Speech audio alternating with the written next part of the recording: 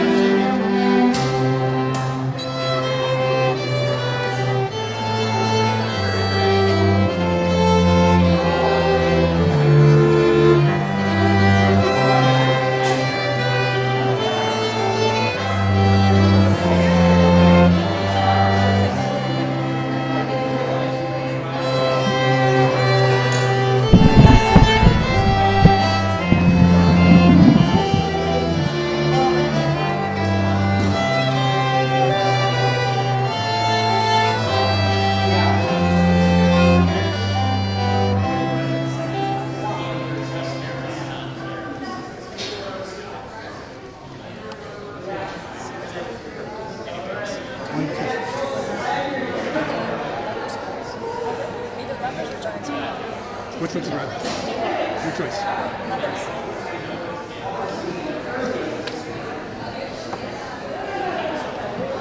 Maybe just twice. No key change. Are we out of time? What? No key change? No. Let's do the key change. I'll just try back out.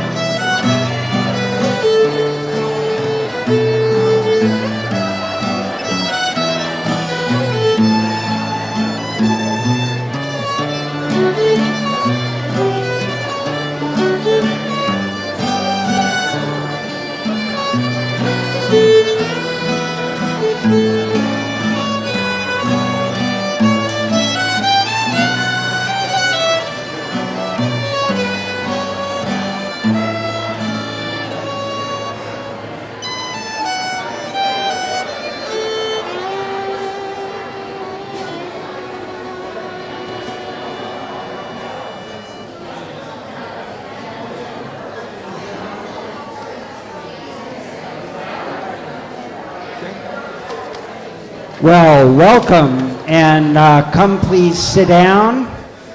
We're going to get started.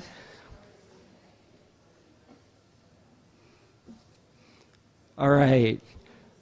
I used to say that you're never going to get so many people together, your family and friends, as when you get married, and looks like I'm wrong for today.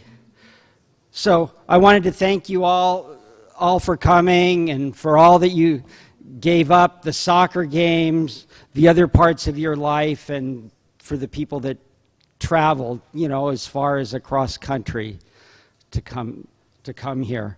I wanted to talk about Sid's love of life, her incredible plotting and scheming, and her superpowers to connect to people, which are why you're all here.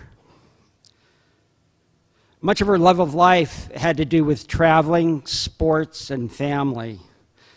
At an early age, she was allowed to ride the ski train from Boulder up to the slopes. And her brothers, older brothers, as soon as they got there, ditched her. And she was perfectly happy with that. She became Little Miss Mogul and was trying the hardest slopes, until the train had to go back, in late afternoon. But swimming was her main sport, and she resented a little that getting kids to music lessons took way high priority to her practice. But she found ways to get to practice otherwise. She graduated a semester early and traveled. She worked on a kibbutz and spent time with her brother Eric in Israel. And at one point, they went to a ski slope he helped develop, and she entered a ski race and became Israeli national ski champion. So she was an incredible athlete. And then later on, she toured the Greek Isles. She went to a climbing class and then worked as a ski instructor. She really wasn't ready to go back to school, but dutifully she came back and went to Western Washington, in Bellingham, Washington State, that other Washington.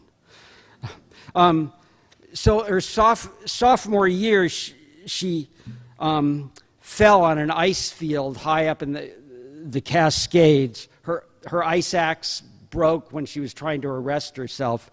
A rock stopped her from going over a cliff, but also broke her back. Her friend raced down the mountain, got hot-wired those old Volkswagens, and 5 hours later, a helicopter came. After they stabilized her, she went back to Colorado, and after did her rehab at Craig Hospital. It was really the wheelchair athletes that mentally got her back to a regular life, or so on.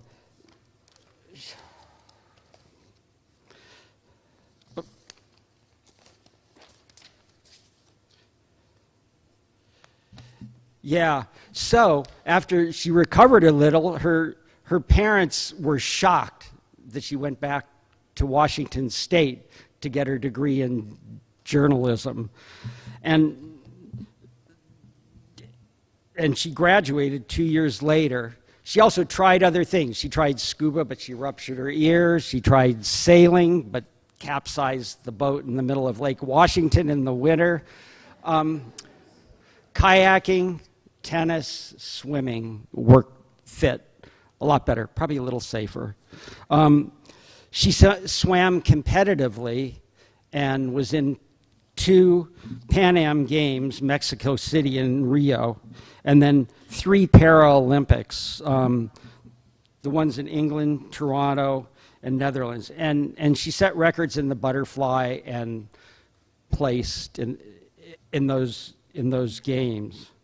So, in fact, when she was at the Netherlands Games, she snuck her, security was a lot less back then, snuck her sister into the Olympic Village so they could do stuff. And so we have a contribution from Hillary right now. She says, that Sid was an amazing influence on her life. That may be for bad or good, but so on. But she loved Kate and Anna McGarrigle, and Hillary says it captures her jump in and do it, love of life. So, Einstein.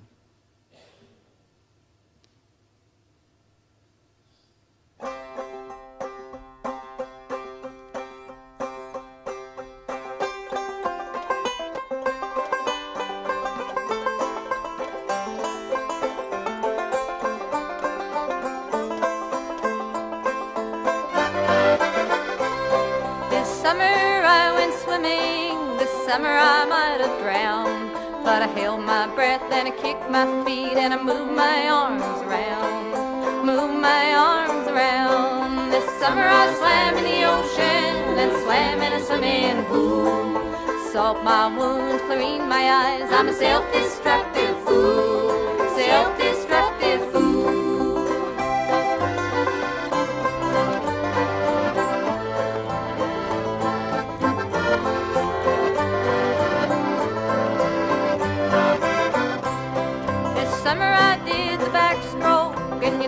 That's not all. I did the breaststroke and the butterfly and the old Australian crawl, This summer I swam in a public place at a reservoir to boot. At the latter I was informal, at the former I wore my suit. I wore my swimming suit, yeah.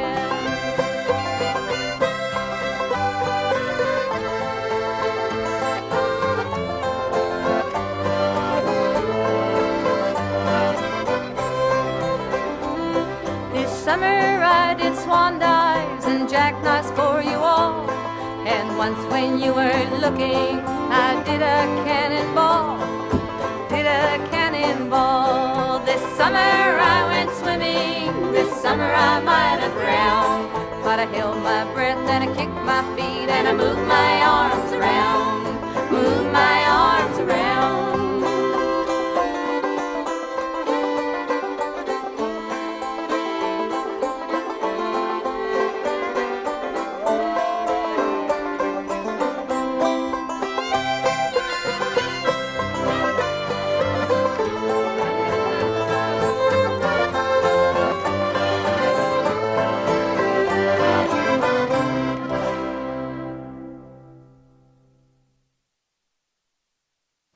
Australian crawl. Many of those were our trip to Australia. So working after college, she gave up trying to work for TV when even writing her best stories, they weren't going to put her in front of the camera.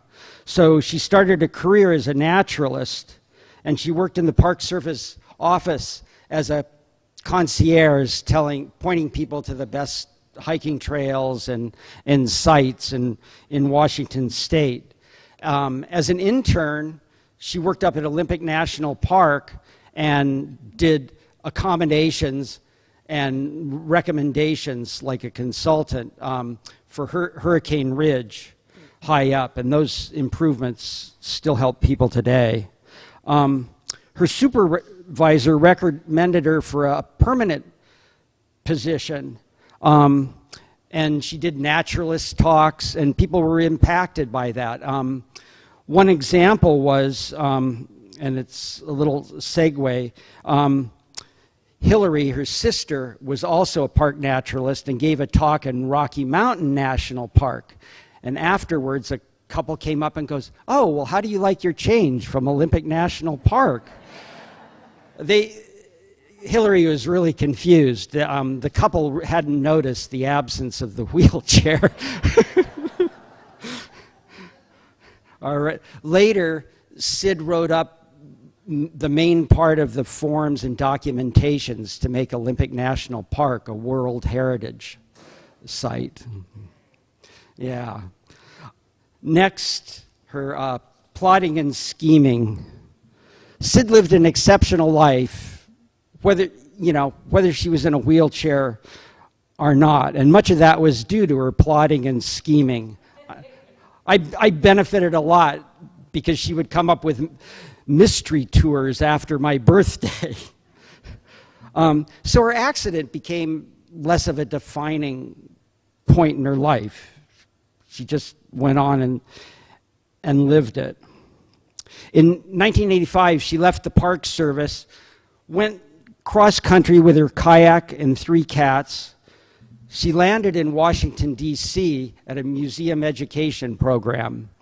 Museums are notoriously hard to educate.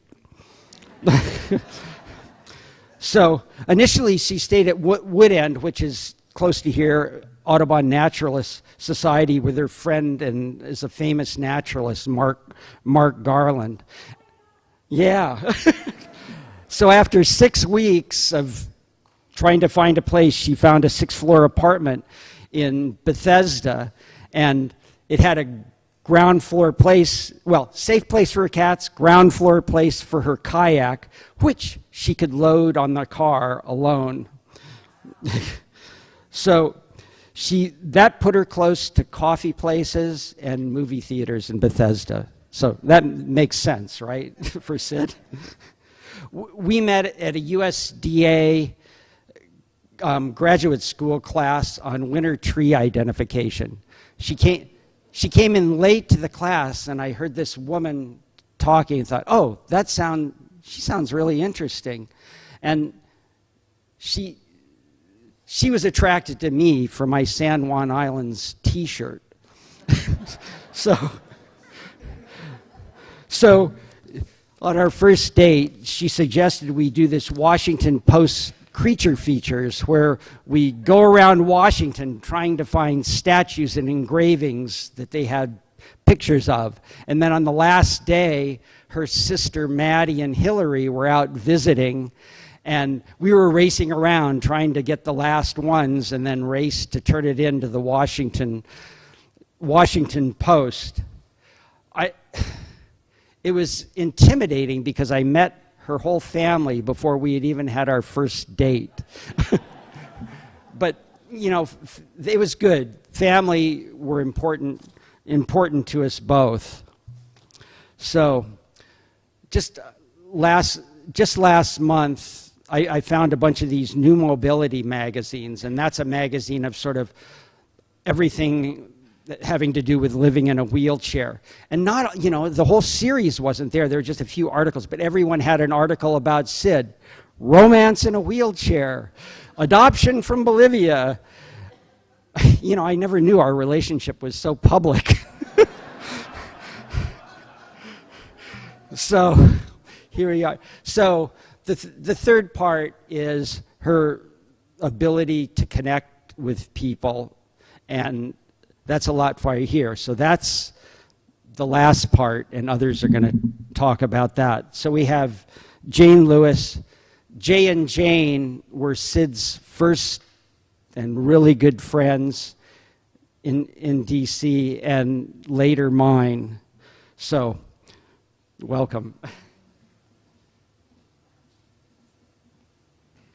So I just want to add, I have a whole speech, but I have, push it?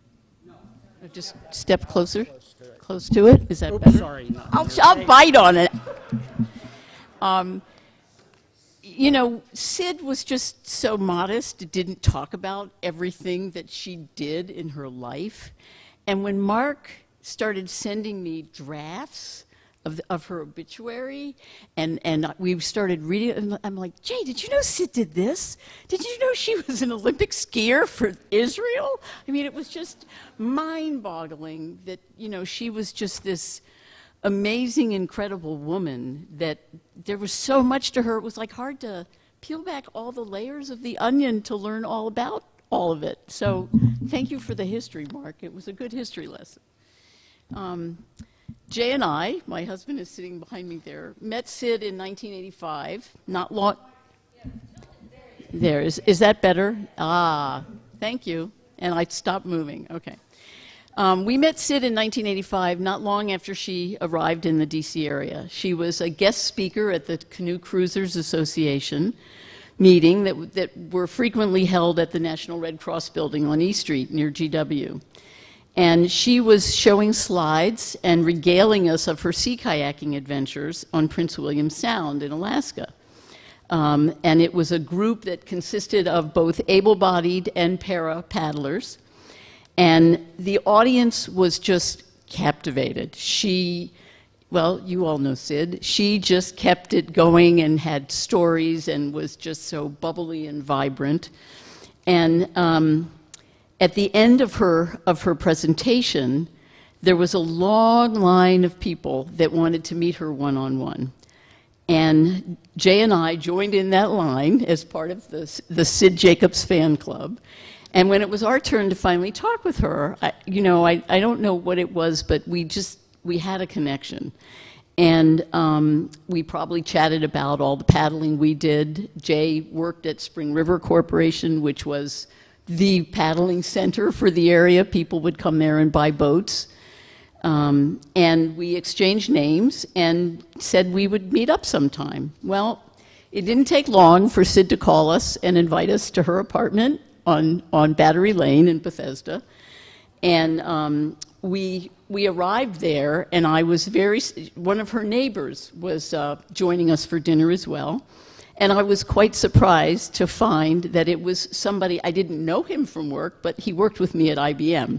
And as a result of Sid, Dave and I became friends. So we did a lot of paddling in those days, long before we built our families. And we were on the Potomac, we were on lakes, rivers, Chesapeake Bay. And as Maddie had done for Sid, this was a story she told us many times, that when she and Sid were in Amsterdam together, and they toured Anne Frank's house, Sid couldn't take her wheelchair everywhere, so she rode on Maddie's back to get her tour of Anne Frank's house. And she asked me to be her Sherpa to get her to and from the river and be her legs, because she said it was always a whole lot easier to ride on a woman's hips than a man's, because she would just slide straight down to the ground.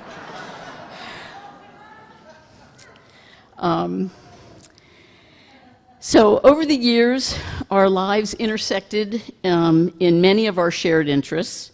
And before we both built our families through adoption, we paddled and biked much of the DC area. When Jay and I decided to take a trip to the Pacific Northwest, before we knew our son would be arriving home from Korea, we asked Sid to help us plan our trip, and of course she eagerly jumped in, and in our 10 days we were downhill skiing in the Cascades, we were kayaking for days in the Puget Sound, and we were cross-country skiing and hiking in the Olympic Peninsula. So we pretty much did everything except bicycling on that trip. But one of our very memorable adventures was a canoe trip we took at Patuxent River Park, where Sid and Mark got married. Sid, Mark, and Kia was an infant, were in one canoe, and we had our son, Michael, who was also an infant, only a few months older than Kia, and our dog, Karu. And we had our own canoe. And the kids were napping, so we were just sort of lazily floating, paddling, talking down the river. And we saw this very strange-looking beast in the water trying to do the butterfly. And it was just like, what in the world? And of course, Sid immediately figured out what was going on. It was a bird, and the bird was trying to keep itself afloat. And as we got closer, we discovered that it was an owl. I'm sure Sid immediately said what it was, and I had to go look at all the owls of Maryland. I'm pretty sure it was a barred owl. Do you remember? Was it a barred owl? Anyway, so we got close. We got the bird into our boat. Now, with the dog and the sleeping baby, I don't remember how that worked out, but the bird survived the canoe trip. I took off my T-shirt and wrapped the owl in my T-shirt, and we quickly decided, let's get back to the cars, and Sid was like, I know of a place that does bird rescue, so let's see if we can go there. And I'm sure it was about 40-minute drive from where we were. But anyway, we were very lucky. The organization was open that day, and they accepted our very waterlogged owl. We also shared a lot of warmth and hospitality with one another in our homes, with delicious meals, conversation, lots of laughter. And the time would fly by between our visits of being together and you know, sharing wonderful meals. But it was amazing because we could always pick up where we'd left off and be immediately in the present. As time went on and our kids grew, we signed them up to attend zoo camp at the National Zoo. And we were absolutely delighted to discover that Sid was offering several of the classes that our two sons, Michael and Eli, were interested in taking. So we kind of reconnected and got to see Sid at the National Zoo. Is Pam here? There she is. I kept looking for you and I couldn't spot you. At any rate, through our son's attendance at the zoo, we met the camp director, Pam Bucklinger, who was also a very dear friend of Sid's. And it is my honor and pleasure to invite you to hear Pam's wonderful memories about Sid. So, good to see you.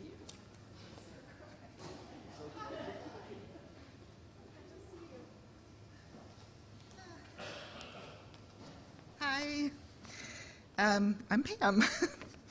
And I feel very honored to be speaking with you about Sid. Oh, sorry. I should have remembered that. My friendship with Sid began about 20 years ago when I was working at the zoo. I ran the education programs, zoos, classes, sleepovers, birthday parties, all those things that happened there. And she was one of the seasoned teachers that was there when I started. And it was amazing to work with her. I remember the day that I met her, we had this very modest library full of all of our books and artifacts. And there Sid would sit, just organizing and looking and making recommendations. She just never stopped teaching or learning. She was in the office before and after every single program, and then she was on email right after. She just thought about how she could reach more people and inspire them to care about the earth in every single day that she was there. We shared that, but Sid had a much greater light. I was behind the scenes, and she was the one who really touched people.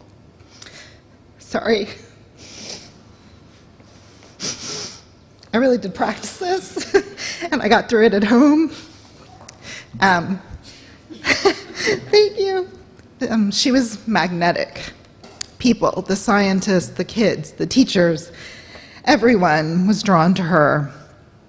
She inspired people to learn, and she inspired them to fight for what they believed in, and then she always was having fun. When I was at the zoo, she realized that there were not very many opportunities for kids that were homeschooled, and it was a big flaw in the education program. And she pioneered a partnership with the Smithsonian and the Roots and Shoots program, Jane Goodall's program. And we were one of the first that had a program like that. Now, this partnership was not an in-classroom, it was very hands-on. It was planting trees. It was doing science projects. It was picking up trash, but she didn't care. So we would strategize, like you talked about. How would we get Sid to these places so she could do what she does best? And the wheelchair, of course, was never an issue, we would figure out whatever, however precarious the situation was. She was so brave, and I was not. I was behind her, nervous. One day we went down to Rock Creek for one of the science experiments, and it was this rocky slope, and she took off and hit this hole, and she flew out of her wheelchair, and I, of course, was like, oh my goodness, and I helped pick her up and put her in, and she just belly laughed. It was the most fun experience. She just, it was just all part of the day for her, and she was just fearless, full of adventure, and nothing would get in the way. Also, one of my best memories of hers, we would start at the bottom of the zoo and we would go all the way up. And if you've been to the zoo, you know that's quite a trek. I don't know if it's an urban legend, but people say it's the equivalent of going 25 stories high. We would, as we would go up, we would have to call the rescue squad because there were many people that could not make it. And you would see along the way people administering water and help to get them up, but not Sid. She was effortlessly flying up the hill, and people would always call out and say, "Can you give me a push?" And she was just such an athlete, and she was fueled by her passion, and everyone loved her, and I loved her. Anyway, that's how I remember her, just flying and touching everyone, and she made everyone's lives brighter.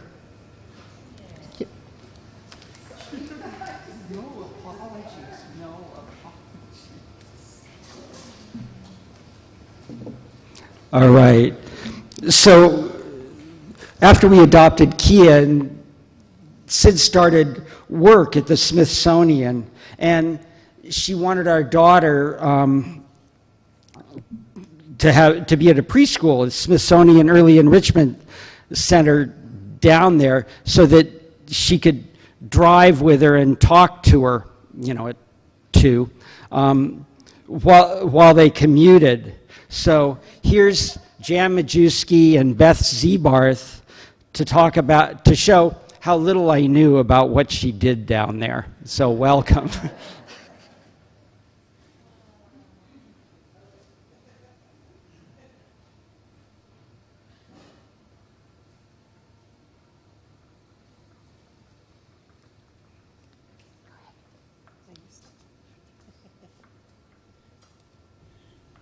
Well, thank you for giving us the opportunity to talk about our friendship and our collegial work with Sid. That's good. Thanks, Mike. Jan, you want to start off? Okay. When Kia first came home, one of Sid's favorite books that she introduced us to was something called Mama Zooms. And it became a fast favorite of Beth's and mine. And it's about a little boy who imagines all these wonderful adventures that he has while he sits on his mom's lap in a wheelchair. And we'll leave this out so you can see it, but Mama Zooms everywhere. So we thought today we would make our talk about Sydney Zooms. When Sid came to the Smithsonian, all that fearlessness and adventure that you talked about or heard about came with her. She was absolutely right in the middle of everything and excited about what she could do to help the accessibility program make the Smithsonian accessible for everyone who has disabilities. She had that physical fearlessness, but she also had an incredible grace about her. I always called it her dancer's grace. As she would go down the hallway and turn a corner, she could have been a ballerina. She just really had an incredible movement. And sometimes that movement would scare the living daylights out of me. I can remember very clearly coming across Independence Avenue in the middle of the afternoon, and we had crossed at one corner and suddenly realized there was no curb cut on the other side. So Sid came up to the curb, and we're now in front of the Hirshhorn on Independence Avenue, and she said, "I'm going to pop the curb." And I said, "What?" And she said, "I've learned how to do this. I'm going to pop the curb." And she did it once and didn't quite do it, and she did it twice, and I'm looking down, seeing the oncoming traffic, thinking, I can see the Washington Post headline now. You know, 2 Smithsonian employees run over in mid-afternoon. But Sid popped the curb. We also came back from another meeting, and we were in the metro, and we came up to the escalator, and I kind of hesitated because I saw Sid heading straight for the escalator. And I thought, no, please, dear God, no, she's not going to. And she sure did. She got on the escalator, and I was behind her thinking, don't stop, escalator, don't jerk, because if she comes down, I'm underneath her. But Sid said she needed to do that because she was never sure when the elevator was going to break down. If you've ridden the metro elevators, you know how often they're not available. So that innovation was something that she also brought. It wasn't that she was being a hotshot. She really was making sure that she was covered at all times. Beth? So I first met Sid before she came to the Smithsonian. We were both recruited by Brenda Gilmore, a friend who was looking for women who wanted to participate in wheelchair tennis. And she was training us and organizing us to be wheelchair tennis players. And so Sid was my doubles partner often, and we did a couple of trips to participate in tournaments, one down to Richmond, I remember, and one to New York, and it was great fun. I mean, that goes along with the grace and her athleticism, and it was, I think that Sid was kind of hampered by my, lack of athleticism in some respects in terms of wheelchair tennis, but I did love it, and it was a great way for us to get started as friends. And then I really enjoyed the fact that she came to the Smithsonian. Well, and thinking about that athleticism of Sid's that Beth is talking about, Mark, when he was putting together this wonderful program, and congratulations and thank you, and I don't know how you did it, Mark, and thank you for inviting us to be part of it, but Sid decided that she was going to sue through a 504 complaint the Department of Interior about the National Mall, which is, all gravel pathways. And she was, because we were in the Arts and Industries building, she was constantly going back and forth across the mall, and it was really tough. That gravel is miserable for people walking as well as people who have mobility disabilities. So Mark said he found the lawsuit papers, and I said, yeah, but I remember her coming back from the hearing when J. Carter Brown, who was then the chair of the Commission of Fine Arts, said, if she just tried a little harder, I'm sure she could make it across. This was a man who probably never crossed the mall other than inside a limousine. And when he broke his ankle and was using an assistive mobility device, it was a power scooter. And Sid told me, and she was half furious and half laughing herself silly because she couldn't believe anyone would be that ridiculous. So Sid paved the way in so many different ways, and I just learned of one that I didn't realize, that my husband and I have been to Hurricane Ridge, and I enjoyed the accessibility of Hurricane Ridge, apparently courtesy of Sid, so that's wonderful. But also, being a Smithsonian employee, I use those paved walkways across the National Mall on a daily basis. And I plan my route to wherever I'm going, since I have to go, like Sid, all over the Smithsonian, by those paved walkways. And so now I have taken on the role of policing those walkways for Sid. So I'm making sure that when they are setting up the Folk Life Festival, for example, that they don't add cable covers that are inaccessible, across the paved walkways. Anytime somebody's setting up some kind of festival or activity on the mall, I'm out there like watching to see if they're going to do anything to those precious paved walkways, and making sure that they know it if they have done something that impinges on our ability to be able to use them. So that is one of the things that my role now is policing for Sid. Okay. Sid also brought her fearlessness to the training side of our program. We were advocates, but we were also trainers, and we were doing a huge program with Beth's office to train the entire Smithsonian staff on accessibility issues. And I'm pretty much an introvert and kind of a mouse, and I'd say, Sid, wouldn't it be great if we could get this speaker or that speaker? And Sid would get on the phone. She had absolutely no fear, and with her charisma, she got Kay Redfield Jamison, the psychiatrist who has bipolar disorder and is a noted author and expert on mental illness. She brought in John Hockenberry, who was then a very famous author, and she tracked down a woman who was a scientist who had both of her arms taken off during a bear attack. And Sid tracked her down and brought her in, and we had the most incredible set of programs that year thanks to her fearlessness.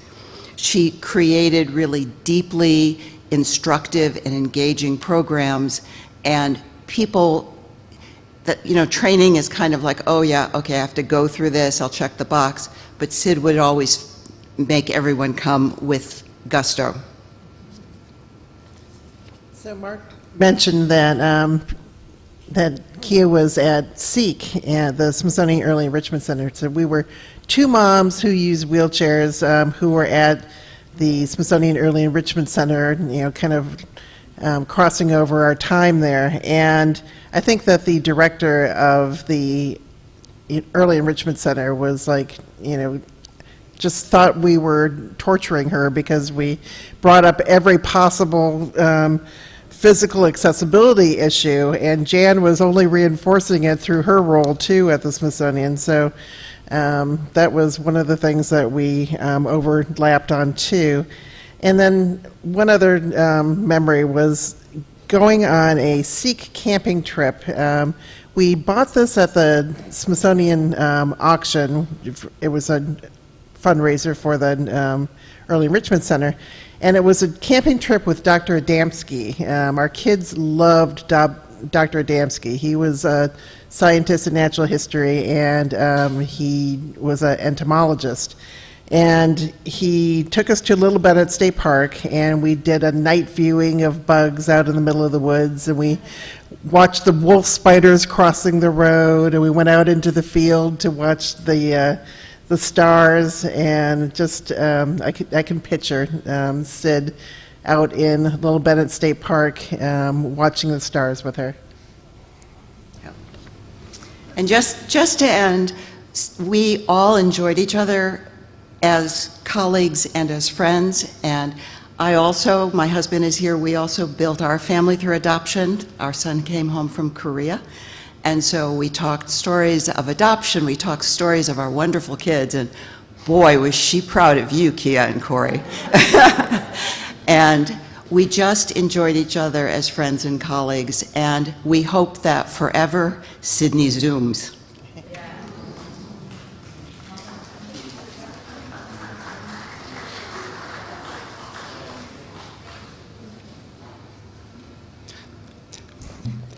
So Sydney Jacobs' other sister, Maddie, had this contribution. This isn't the Fred Small version, but it's called the Wheelchair Blues. So it seemed like a good thing to follow.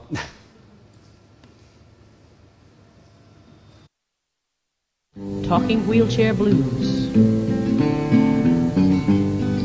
I went for a jog in the city air. I met a woman in a wheelchair. Says, I'm sorry to see you're handicapped. She says, what makes you think a thing like that? And she looked at me real steady. She says, you want to drag?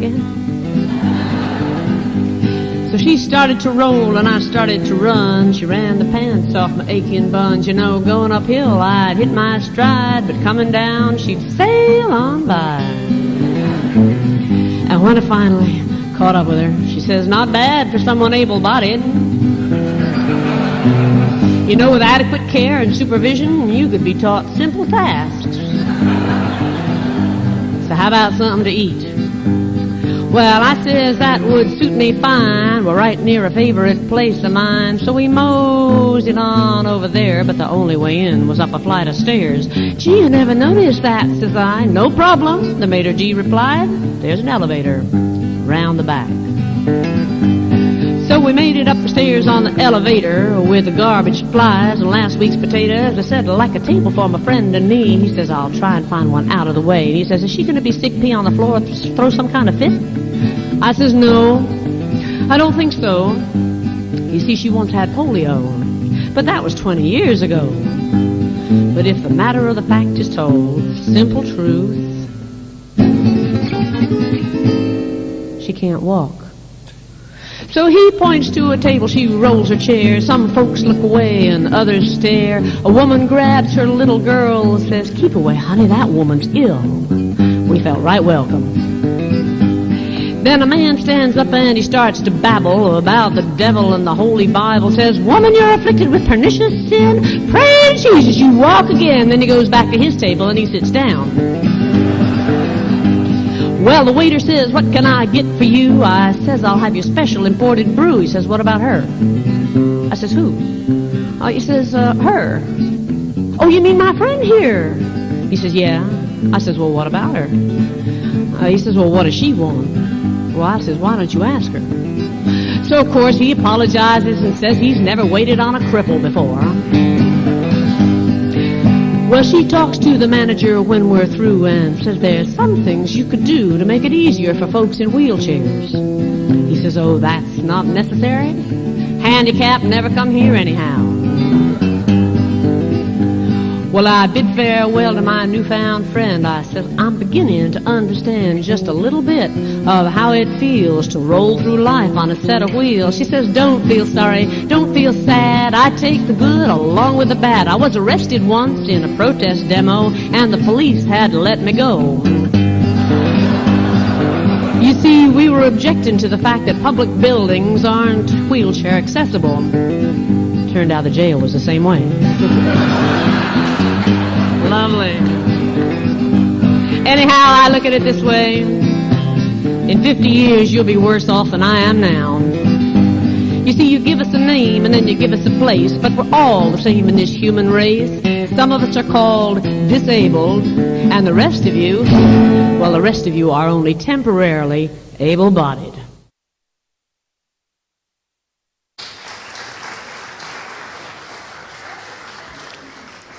All right.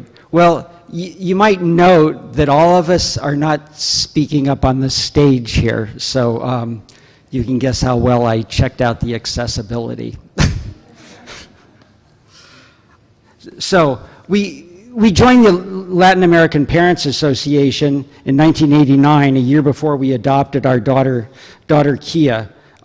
Sid saw a picture of Ellen Hoffner and called Ellen's mom.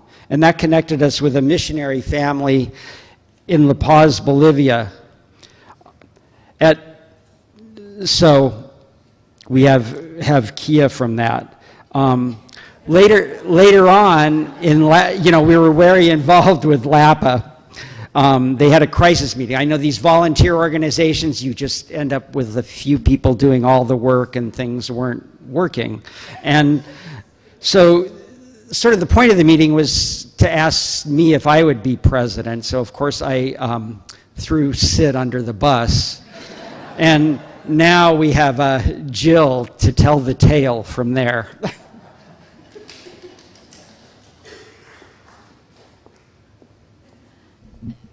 Don't worry, I didn't become president. But anyways, and I think in Mark's remarks that he shared in Colorado, he said something about being president for 8 years, but that Sid was president for 8 years. I do remember him at some of our LAPA gatherings when they would talk about different volunteer positions that were open, and Mark saying, "President, President, President." So anyways, I know it felt like a long time, and we certainly appreciated Sid's help. I met Sid at a playgroup session of LAPA in the fall of 1993, and what impressed me the most about her was not just how well she maneuvered around this playground in a wheelchair or how gorgeous her baby was, but the name she had given her daughter. Well, I had given my son a name that honored his Latino heritage. Sid named her daughter in honor of her Incan roots from before the Spaniards ever arrived. Kia means moon goddess in Quechua. Later, Corey would be given an Aymara name meaning sun. So Sid was an anti-colonialist before most of us had ever even heard of the term. And when I think about the 29 years that I knew her, inclusion was really a big part of her life's work. Inclusion of differently abled people in society, of all minorities in Sierra Club activities, and of all people in healthcare, which I was fortunate enough to tag along with Sid on some of those struggles. But she definitely had a big impact on helping adopted children in multicultural families feel like they belonged. And this was our goal with the Mis Amigos Culture Camp. One of those first years, we overheard some first-grade girls giggling with their newfound friends who had just realized that all their mothers were Caucasians. And one whispered to the others, "I think this is a place for people with white mommies." And so then we knew we were on the right track. I was fortunate enough to serve on the committee of Sid, Stephanie Goodwin, and Judy Finkelstein that started planning in going along with Sid's scheming in 1998 to launch the camp in 1999. And although many, many LAPA members volunteered a lot of time to the camp over the years, it would never have been so successful were it not for Sid's creativity, driving energy, and leadership. She was always coming up with innovations to make the camp better. Field trips, team building sessions for CITs, and finally service missions for teenagers. So now I'd like to share some other LAPA people's memories about Sid. The Haslam Zuvekas family thinks of Sid as the mother of LAPA. Barbara writes, "Her leadership and vision for our organization brought so much joy to so many families. Without Sid's extraordinary initiative and creative insight, our flagship gathering, the Mis Amigos Culture Camp, would not have grown and thrived for 18 years, providing so many of our families with foundational, enduring connections. It was a gift to have known Sid." Lois Eldred remembers taking Kia on a family camping trip and having to read the newest Harry Potter book really quickly so that Kia would be on the same page as her parents when she got home, because it wasn't easy keeping up with the Otto Jacobs. Lois also fondly remembers all the support Sid provided to her and Earl during the adoption process. Lynn Herman values the close friendship she had with Sid for over 30 years, including gestures such as Sid coming to the Herman home to chat with Bob while he was in hospice and in a coma, and going to a great movie together, a 3.5-hour German movie, Lynn emphasizes, which sounded like the easiest one of Sid's possible choices. So they did that just before Sid and Mark moved to Colorado.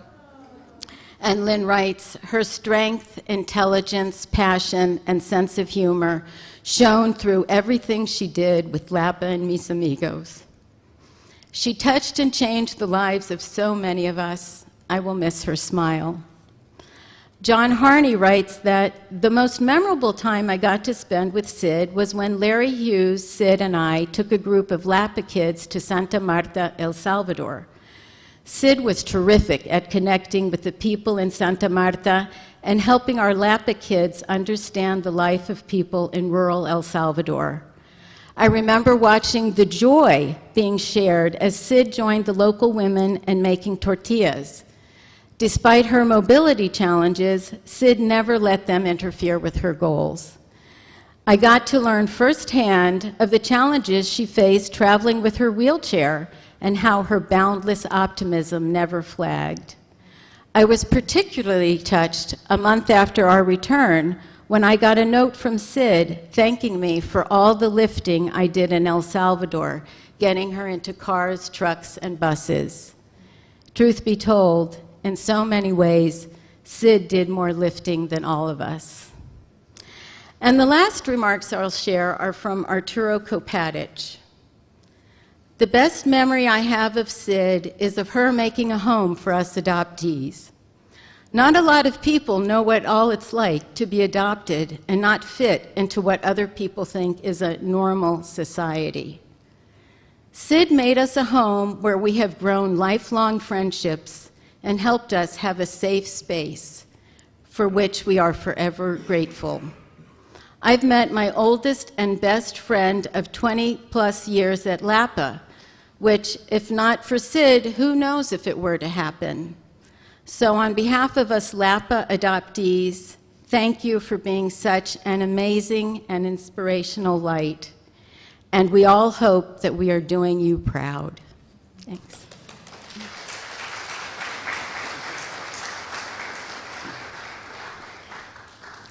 All right. I just wanted to say we chose Kia's name over Pisco Sours at a rooftop restaurant in Quito.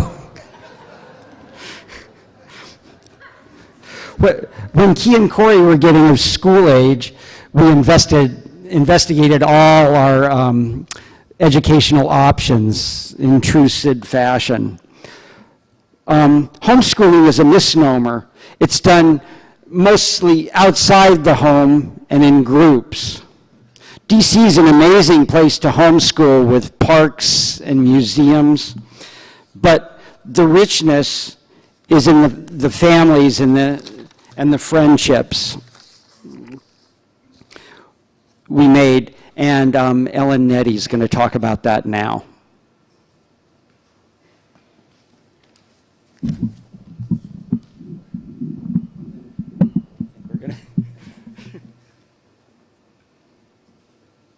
Good afternoon. Feel free to tell me if I need to adjust this. Is it okay? Raise it. Yeah. So I'm pleased to be able to say a few words.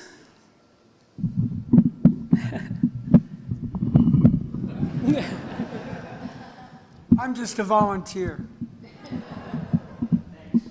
Thank you. Mr. Fix. Thank you. So I'm pleased to be able to say a few words on behalf of some of my friends in the homeschool community about our friendship with Sid and our relationship during the homeschool years. Sid and her family, Mark, Kia, and Corey, were an important part of the local homeschool community. Sid often took a leadership role and served as a bridge builder throughout the many years she and her family homeschooled. This included starting groups, organizing and leading activities, and editing a homeschooling group newsletter. Sid was curious and caring, which contributed to her amazing ability to connect with people.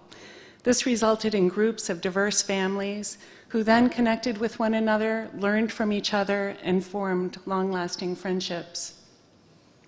Sid's deep knowledge and love of the natural world inspired many of the activities she led and the groups she formed.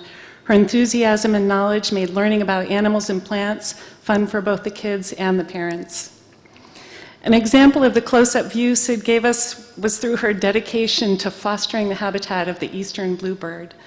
Sid led us on weekly trips through the local cemetery to check on nest boxes and learn how to help these native birds. Imagine the alarm of several of our children when Sid demonstrated how and why to remove alien invasive bird nests from these boxes. Sid helped lead a parent-run science program called the Jason Project, where we studied a wide range of climates, cultures, and countries. Sid encouraged and successfully engaged with reluctant students or parents into exploring creatures, substances, and concepts we'd never dreamed of before. One week she was helping with blood typing, and the next creating a midden where the kids could discover buried treasures in a pretend ancient garbage heap. Sid helped develop games that drew on the kids' talents, needs, and interests in order to engage them in learning concepts such as shrinking habitats and extinction while running around in fields or woods. She modeled fearlessness and compassion for the animal world, and we all learned to see the planet with more wisdom and caring, having seen it through her eyes. Our homeschool kids, now adults, still remember how Sid listened to and connected with them during their homeschool years. Sid's interests and homeschool activities extended well beyond those related to science and nature. She and her family participated in many group activities such as singing, reading, theater, geography, Spanish, and more. Few of us knew that Sid loved roller coasters, but one homeschool friend recalled he and his dad joining Sid and Corey at the front of the line for a wild ride. As we gathered to reflect on Sid and our friendship with her, what stood out for us was her capacity to listen, continually learn, and take action.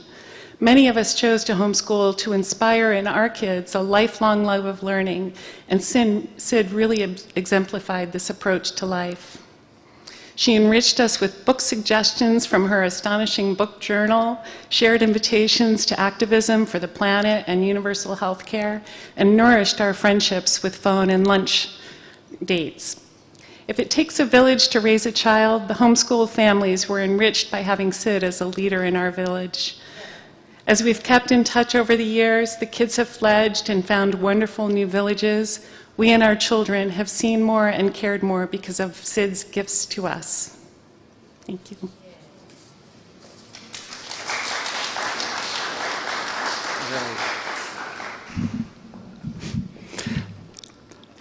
Yeah. So next, Sid was always concerned to make the world a more sustainable place, to improve environmental justice and equality, and leave a better world for our kids. Some Laura Imlay from the Sierra Club. I don't know, Carl. Maybe you back. I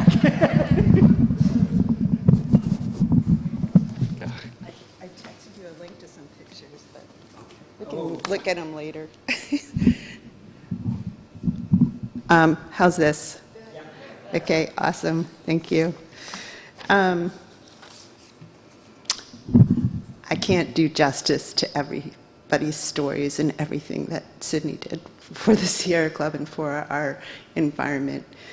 So this is just a little, and I hope everyone will post their memories on the website. For all of us at the Sierra Club, Sydney Jacobs brought her love of people, nature, and joy of existence.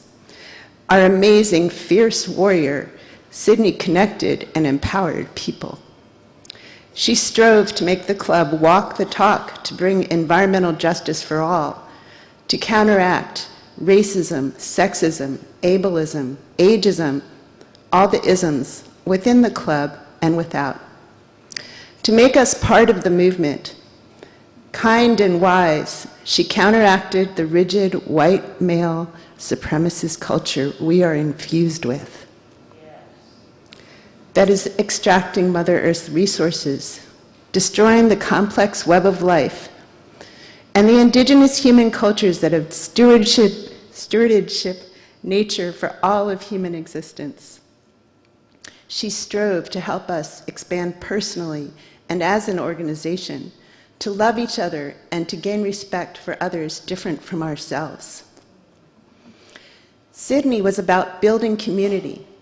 She chaired the statewide Jamboree gathering and facilitated a demonstration there against a fracked gas pipeline across the Potomac River, with hundreds of people attending, old and young. She and Lynn Davidson restarted a statewide conservation committee, giving space for activists and leaders to share and get help from each other. When the pandemic hit, she facilitated virtual meetings that offered desperately needed space for people to connect. Everyone thinks Sydney was theirs, their friend, their leader. Matt Dernoga says he recruited Sydney for the Sierra Club Prince George's XCOM, that she was the best recruit he ever made, becoming friends with all and making a tremendous impact on zero waste, fracking, and climate change issues. The Zero Waste team recounts her championship, a relentless warrior fighting plastic pollution over 6 years of leadership, the first chair of the chapter's current Zero Waste Committee, conducting fieldwork at restaurants, and co-leading the campaign to get Maryland to pass a first-in-the-nation statewide ban on styrofoam food containers. There's actually a whole page from the Zero Waste Committee.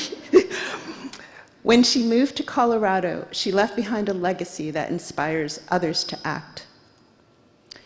Janet remembered a walk with Sydney to preserve natural areas for children near Buck Lodge Elementary School so many times when Sydney was patient with human foibles and sometimes fierce in her quest for justice. Lynn says Sydney was a warrior, brave and true, working to make the world a better place. From women's rights to environmental protection, her understanding of humanity's foibles was spot on, as was her vision for a better future.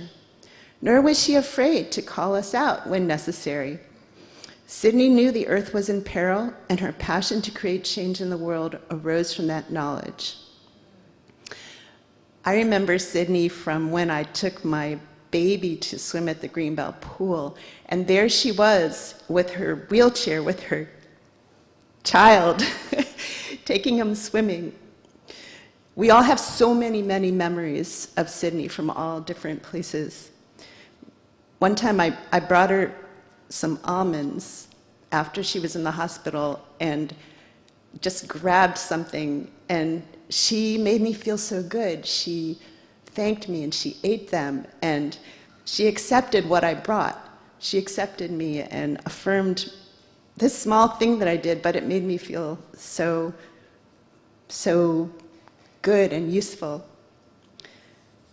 Dory Pastor said, "When I think of Sid, I am reminded of Maya Angelou's quote, 'At the end of the day, people won't remember what you said or did. They will remember how you made them feel.' Because although Sid and I spent many hours back in our Sierra Club volunteer days talking about zero waste and other issues, I remember little of the specifics, but I have extraordinarily vivid memories of how I felt about those conversations. Sid was one of the most passionate people I've ever known about everything, environmental and social justice issues, food, people, and more. She was passionate and had personal magnetism that drew me and others straight toward her, and an intensity that held me there. Both of us being women with fairly strong personalities didn't always see things the same way. Most of the time we did. When we didn't, there was sometimes tension. Which way to go, what to emphasize, what needed to be de-emphasized. Sometimes even what our objective should be. And that tension could get uncomfortable. But even in the midst of that, it was impossible to talk with Sid and not see that she was being guided by the highest and purest aspirations and was fiercely fighting for what she saw was right.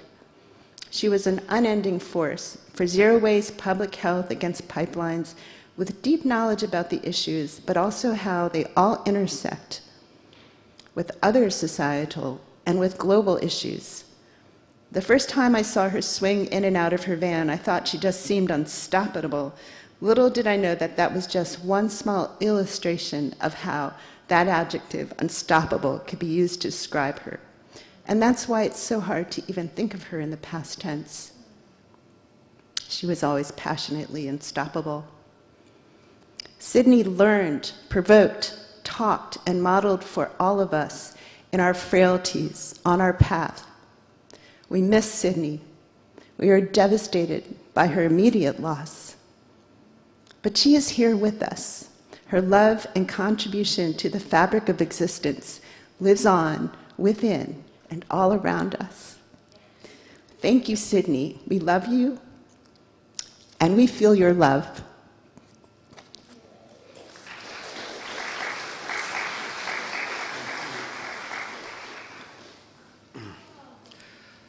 Okay, we're running a little over time. I always said that Sid being in a wheelchair kept her down to the speed of normal people. And I don't even know that that was true. A whole group put together something to say, Suchitra Baldachan and Christy Fogel and others, about her work with healthcare and single payer and stuff. I just want to pull out one thing in there. She said that many of us in the group were driven by anger over injustice. Sydney was driven by a desire to make things right for all, and I think that probably captures it. She also spent the last part of her career teaching English as a second language, and just the care and respect she showed her students. She was at these potlucks at the end of the thing, she was always given a huge batch of her favorite tamales or so on. I did that. I want to get to my daughter Kia's talk, so you're on.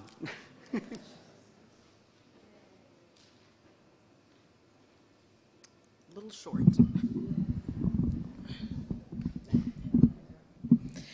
Hello, everyone.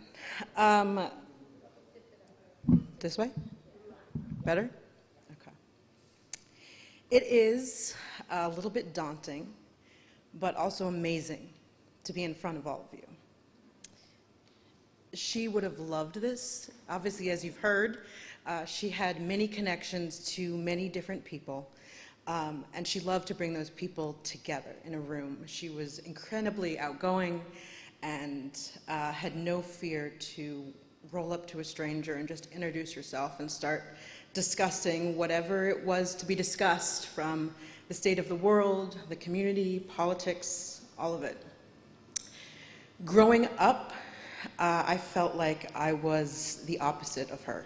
Shy, reserved, everything that she found exciting and invigorating in the world, I found scary and terrifying. So I clung to her. She was not only my protector, but my shield. Literally, sometimes, as we would be inevitably going to a concert, protest, the Folklife Festival, she would have me stand right behind her and hold on to her chair to make sure that I didn't get lost. I think ultimately I was more afraid of getting lost than she was afraid of losing me.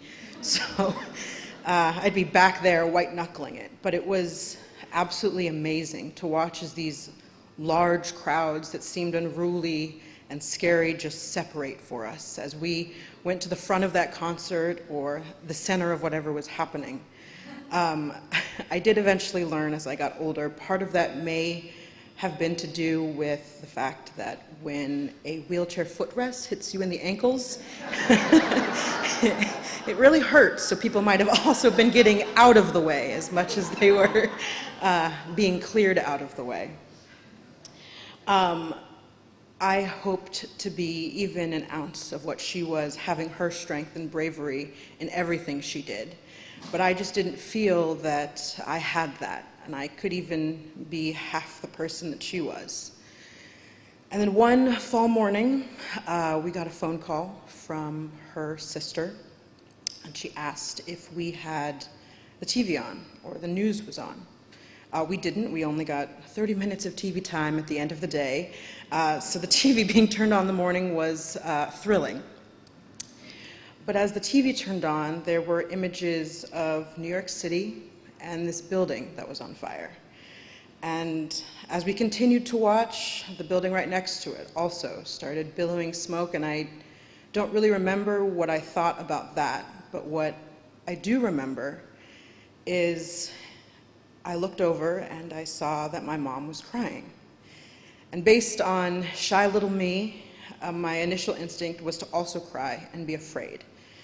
But for some reason that day, I wasn't. I stood up and I walked over to her, put my arm around her, and I told her it was going to be okay. I know that day affected everyone in the world in a very significant way. But for me, I learned that I had a voice, and that I too, even if in my own small way, in the safety of my home, I could be a shield for her and for the people that I cared about when something scary happened. And it didn't happen overnight, but slowly but surely I found my voice and my confidence. I started doing theater and learned that being in front of people is nerve-wracking, but not scary. New people and new things, again, nerve-wracking, but were also exciting, and it was really fun to make new friends and make new connections. I think part of that confidence also came from knowing that Sid always had my back through everything in life, and any turn or when I felt I misstepped, she was there patiently, sitting, ready to support me and help me get back up and plan the next step. One of the biggest moments was when I went through my first heartbreak, and I called her up, and in tears, I told her that my best friend wasn't my best friend. We were actually dating, and that what was more important was that we had broken up, and I was devastated, and I needed to come home. There was a lot of fear in that conversation as a whole, but more, I just needed her. And we didn't have FaceTime then, but I could hear in her voice that she almost smiled and told me that she knew and that she would be there, which completely rearranged both of our summers. But 2 weeks later, she was in Ithaca with my dad, and they were picking us up, or me up, and bringing me home, and she didn't ask questions or anything. She was just there. She had my back, and she was supporting me. And then later on in college, when I kind of had a big change in my college plans, and I ended up doing a semester in Bolivia. It was a political science semester. I knew nothing about political science, so that might have been a misstep to begin with, but when I called her stressed out that I didn't understand our readings, I didn't understand what I was being asked to do, she just asked me to send what we were reading and to send me all my assignments. And we talked almost every day on Skype as we together worked through the tough readings, and she even called them tough, so they were hard. And she helped me write papers, and while on paper I got A's and B's that semester, those were really our grades that we accomplished together. I don't think there is a moment that I can think of when I needed support or to be picked up or to be believed in that she wasn't there. And I think surprisingly recently I realized that all of her love and care for me was really building me up to be okay in one of the hardest moments of my life. One of the last times I got to see her, it just so happened that she was coming back from the hospital as well. As I was walking into the house, and she hated the hospital. She may have been seated most of her life, but she sure as shit wasn't sedentary. And so I don't know if it was relief that she was home, a rush of emotion from just being back, or fear of the unknown and what was to come. She again began to cry. And I turned all of the love and support that she has given me my whole life around, and I shone it on her.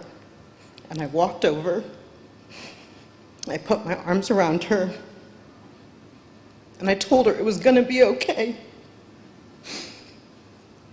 And if even for just that one small moment, well, I was our strength, and I was our shield against the scariness of life and the fear of the unknown.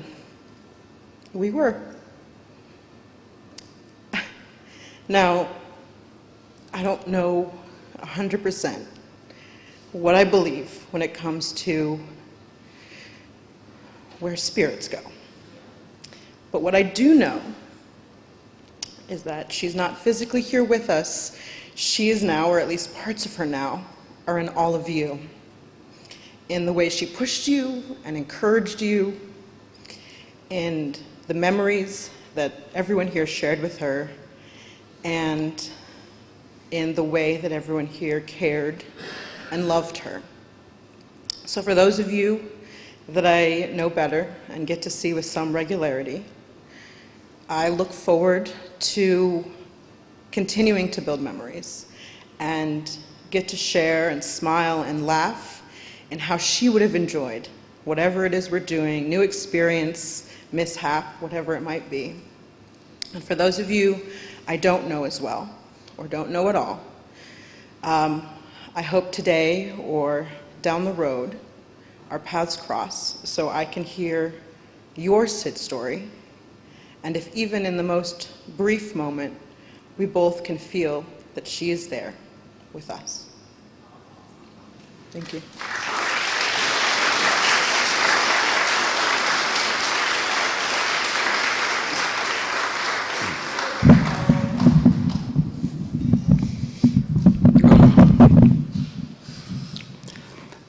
So we have Gordon and Karen over here, and Carolyn, who actually played at our wedding almost 40 years ago.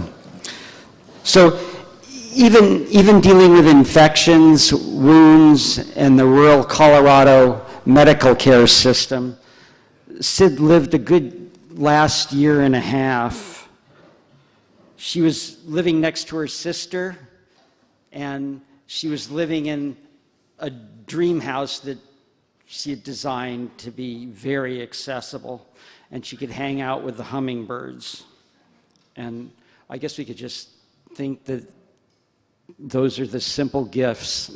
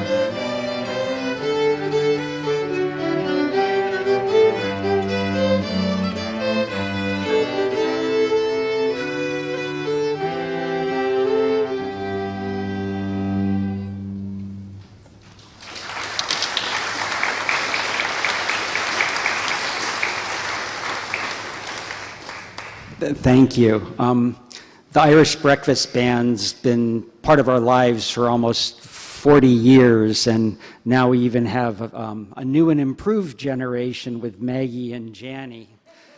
They call themselves Whiskey Before Breakfast, and Gordon says, yeah, I think that's what they need to live with us.